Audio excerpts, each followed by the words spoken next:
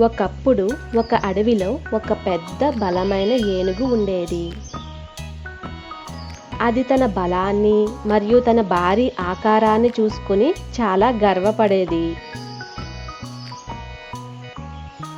ఏనుగు అడవిలో తిరుగుతూ చిన్న జంతువులను భయపెట్టేది. ఒకరోజు ఏనుగు చిన్న చీమలు వరుసగా నడుస్తున్నట్లు చూసింది. ఏనుగు నవ్వి, అయ్యో, మీరు ఎంత చిన్నవారో, ఎంత బలహీనంగా ఉన్నారో, మీరు ఏ పనికి పనికిరారు అని హేళన చేసింది. అలా అంటూ తన తొండంతో ఆ చీమల మీద నీళ్లు చిమ్మింది. చీమలు తడిచిపోయాయి మరియు వాటికి కోపం కూడా వచ్చింది. వాటిలో ఒక చిన్న చీమ ఏనుగుకి ఎలాగైనా పాఠం నేర్పించాలని అనుకుంది. ఒకరోజు ఏనుగు చెట్టు కింద నిద్రపోతుంది.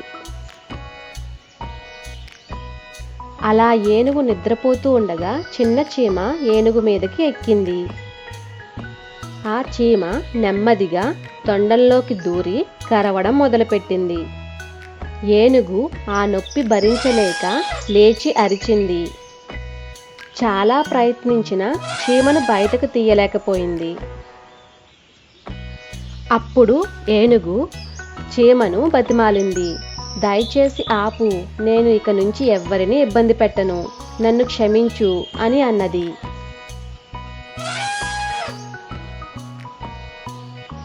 అప్పుడు చీమ బయటికి వచ్చి ఇలా అన్నది, ఎప్పుడూ ఎవ్వరిని తక్కువగా చూడకు, మాలాంటి చిన్నవారు కూడా మీలాంటి వారికి పాఠం చెప్పగలరు. ఆ తరువాత ఏనుగు మంచిగా మారింది.